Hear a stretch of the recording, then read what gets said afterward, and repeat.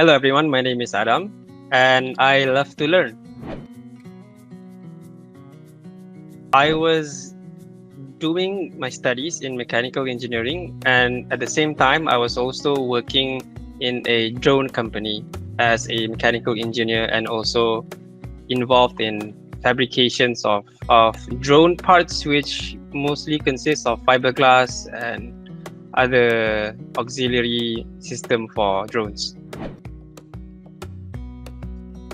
What got me interested in coding mainly are two things. One is I can work anywhere in the world, which can give many open doors, a lot of opportunities, maybe abroad or could also be local, where I can work remotely, like my comfort space, for example, in my house or whatever that I'm living, I can just work remotely lah. That's number one. And number two is the money, because mechanical engineers are abundant these days. So to make yourself distinct from the other mechanical engineer graduates is it's very hard for me to pave my way to.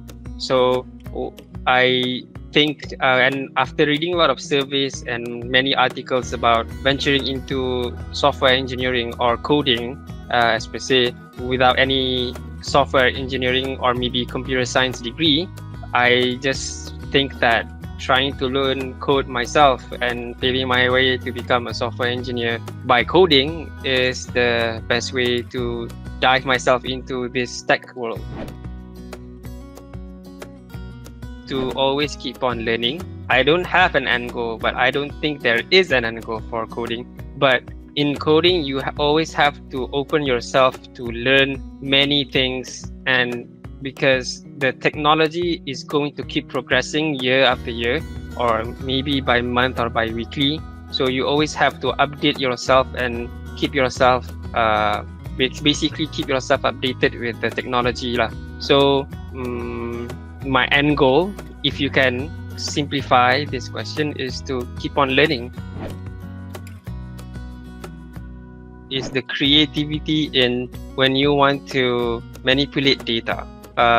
For instance, like there are many ways you can create algorithms or you can create things to make your life easier for you.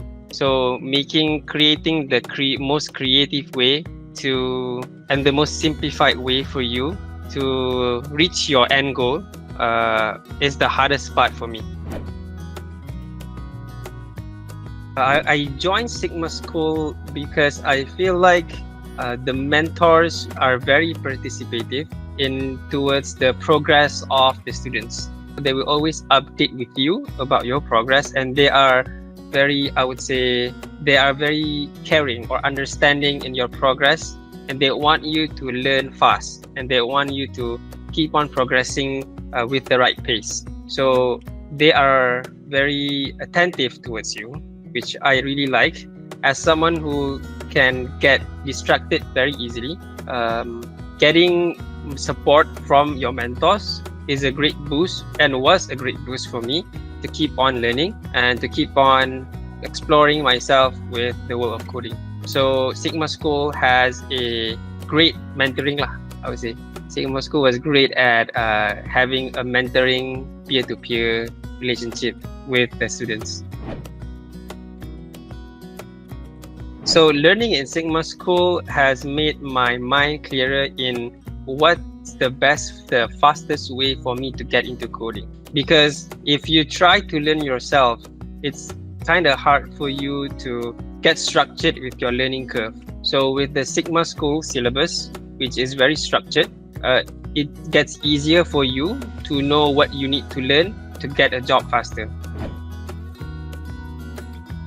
Keep on learning coding, especially improving JavaScript, because the modern tech stack right now requires you to mostly is related to JavaScript. Other many tech stacks that is also quite prominent, like PHP and Laravel and maybe Rust or C. C is also another language for you. But what's next for me is to keep on improving my coding skills, especially in JavaScript, which is the current tech stack that I'm learning right now, that I'm using at work. Now I'm a junior developer, so probably become a senior. And then also to dive myself into two types of web development that I think is probably the next big thing for me, which are cybersecurity and also cloud.